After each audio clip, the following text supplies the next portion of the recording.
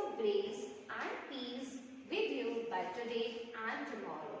Good morning, my dear students.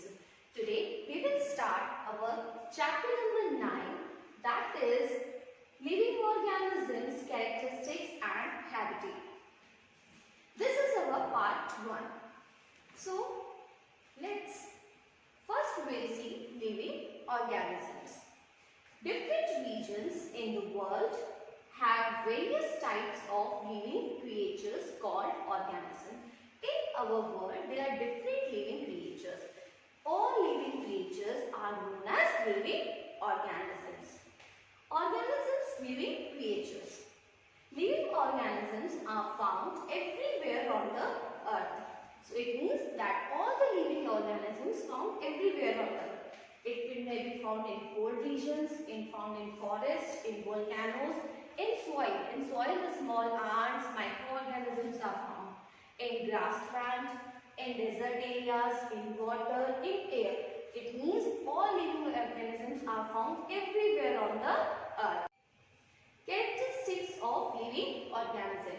The first characteristic of living organism is growth.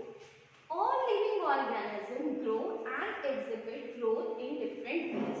जितने भी living organisms होते हैं वो सब क्या शो करते हैं? Growth. For example, in plants, first they are in form of seed, then slowly they grow into the plant. In hand, first they are in the form of egg, then they become a hen. And in human beings, first they are in child, then slowly they grow. Their body cells divide and grow, and thus overall growth is attained. First their cell is grown and then they show the growth. Now the second characteristic, respiration. Obviously we know हम सांस लेते हैं, that is respiration. All living organisms do the respiration process.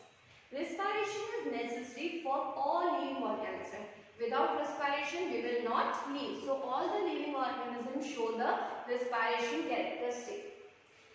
It is through respiration that the body finally obtains energy from the food it takes. When we will do the respiration, we will get the energy.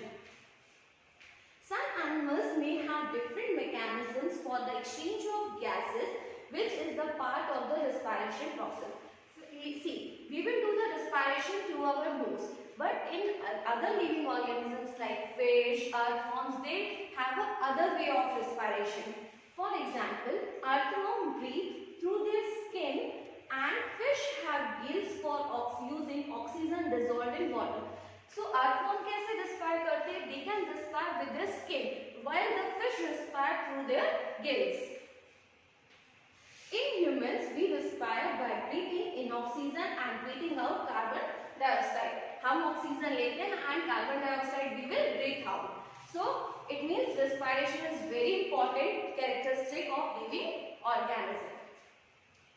Next is response to stimulus. Response to stimulus means whenever there are some changes in our surrounding, हमारे surrounding में changes होते हैं और उस changes को हम जब accept करते हैं, उनके according हम चलते हैं. For example, जब ठंड होती है, in a winter season, we will wear the sweaters. So it means that there are changes in our surroundings. The climate become cold. So we behave according to that surroundings. So it means we are responding to the stimulus.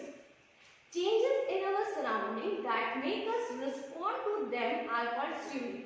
हम जिस तरीके से उस surroundings को respond करते हैं, that is known as stimuli. All living beings react to changes in their surroundings. Her living beings, जितने भी लिविंग ऑर्गेनिजम्स होते हैं, वो सब अपने सराउंडिंग्स में जो चेंज होते हैं उन्हें एक्सेप्ट करते हैं.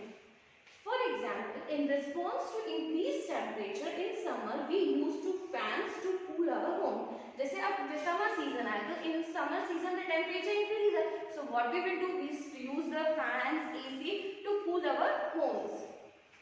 It means we are responding to a stimuli. Next is excretion. All living things take food. All the living beings take food. Not all the food that is eaten is really used. Only a part of it is utilized by the body. When we eat food, some part is digested and some part is become a waste material. So we will throw that waste and need to be the excreted. हमारी body में जो waste होता है that we have to remove. So our body also produce some waste like urea in other life processes. Living organism gets rid of all the waste material and the process is known as excretion. That means when we are throwing the waste from our body, that process is known as excretion. Next characteristic is reproduction. All living organisms give rise to a new organism of their own kind by a process called reproduction. Every living organism produces their own kind. That process is known as reproduction. For example, elephant give birth to their small elephant, fish give to their small fish. So it means they are giving them reproduce their own kind. The mode of reproduction may be different in different animals and plants. In the reproduction, the mode of reproduction may be different in animals and in plants. Some animals produce their young ones through eggs. For example, crocodile. Crocodile give their birth to young ones through eggs. Hen give the birth to their young ones through eggs. While some animals give birth to young ones. Plant produce seeds which germinate into the new plants. Plants कैसे अपने own kind को reproduce करते हैं? Through seeds. Some plants also reproduce through parts other than seeds. कुछ parts कुछ किसी और के through भी germinate होते हैं. For example, a part of potato with a bird grow into a new plant. अब potato अपने new plant को कैसे जन्म देता है? So it can through a bird. आपने देखा होगा जब potato काफी दिन आप जब रखते हो तो उसमें येलो येलो से birds आ जाती हैं. Through that bird we can grow the potato. Now the next characteristic is movement. All we know कि सारे living organisms अपनी movement को show करते हैं. Animals move from one place to another and also show other body movements. सारे animals move करते हैं. Plants are generally anchored in the soil, so they do not move from one place to another. अब plants की बात आती है. Plants तो move नहीं करते, but we call them a living organism. Why? Because in plants, various substances like water, minerals, and the food synthesized by the plant move from one plant to another. अब plant में क्या होता है? Plants में जो वो water होते हैं, minerals होते हैं, foods होते हैं, वो सब अपने आप one part से दूसरे part move करते हैं. That's why we call the plant a living being. Plant also show other kind of movements like opening and closing of the flower buds. कुछ flowers buds भी क्या होती हैं? Open और close होते हैं. That's why we call them a living being. Now the next topic is habitat. The surrounding where an organism live is called habitat. जिस surroundings में वो रहते हैं, कोई भी living organism जिस surrounding में रहता है, that is known as habitat. For example, fish live in a water. So water is the habitat of fish. The organisms depend for their food, water, air, shelter and other needs on their habitat. वो उस habitat में पूरी तरीके से depend करता है. The some examples of habitat are desert, forest, grassland, cold region. So these all are the habitats.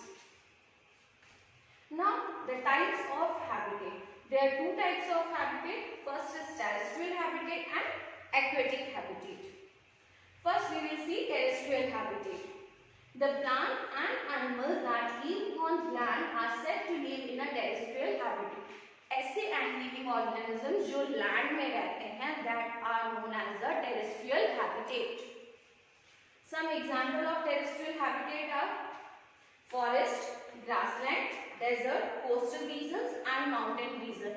These all are the example of terrestrial habitat. Next is aquatic habitat. From word we will understand aquatic. Aquatic means water. So the plants and animals that live in water are called aquatic habitat. All the living organisms, those who are live in water, are known as aquatic habitat. The examples of aquatic habitat are ponds, lakes, rivers, ocean and marshy area.